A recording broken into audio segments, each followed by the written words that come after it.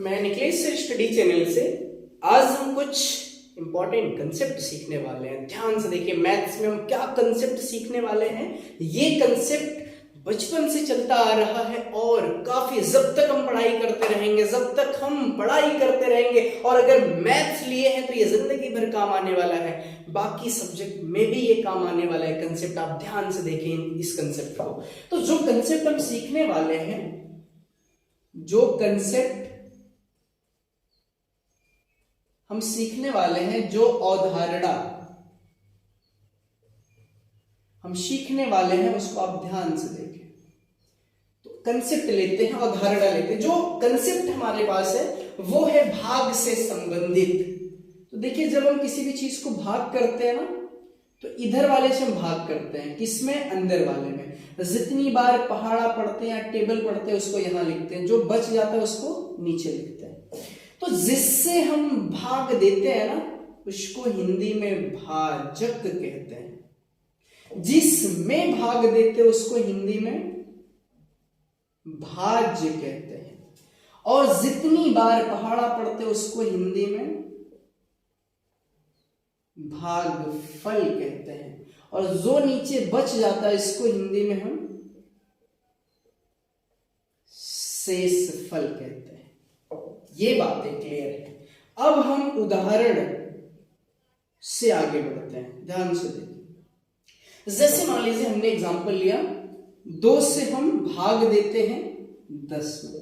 जब 2 से हम 10 में भाग देंगे तो ये हो जाएगा 2 बचे 10, तो यहां आ जाएगा 0। तो रिमाइंडर हमारा क्या आ गया? 0। तो भाजक 2 है, भाज्य 10 है, भागफल 5 है, रिमाइंडर मतलब शेषफल 0 है। इसको आप ध्यान से देखें। फिर उसके बाद एक और उदाहरण हम लेते हैं। देखिए ध्यान से। अब जो अगला उदाहरण हम लेने वाले हैं वो लेंगे, जैसे मान लीजिए 3 से हमने भाग कर दिया 22 में। अब 3 से हमने 22 में भाग कर दिया तो ये हो जाएगा 3 साते 21। 2 में से 1 गया, 1 बच जाएगा और 0 हो जाएगा यहाँ पे। तो हमारे पास यहाँ पे हम देख पा रहे भाजक 3 है, भाज्य 22 से, भागफल 7 आया, शेषफल यानी कि रिमाइंडर 1 बचा हुआ है। अब सुने ध्यान से, एक और उदाहरण लेते हैं।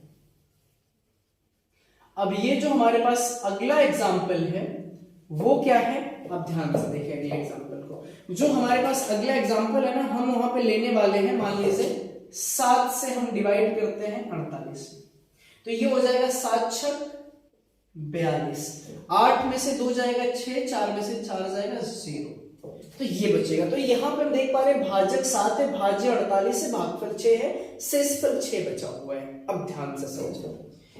देखिए, ये जो बाहर वाला, दुनिया की किसी भी भाग में जो बाहर वाला होता है, जब बाहर वाले को हम बाहर वाले से गुणा करते हैं, नीचे वाला जोड़ देते हैं, तो ये हमेशा अंदर वाले के बराबर आता है।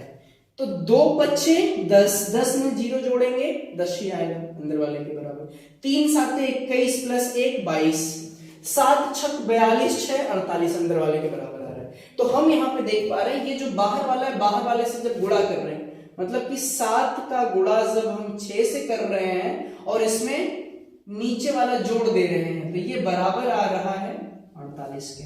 अब यहां पे जो 7 है ना, जो 7 है, 7 यहां पे भाजक है, और यहां पे जो 6 है ये हमारा है भागफल,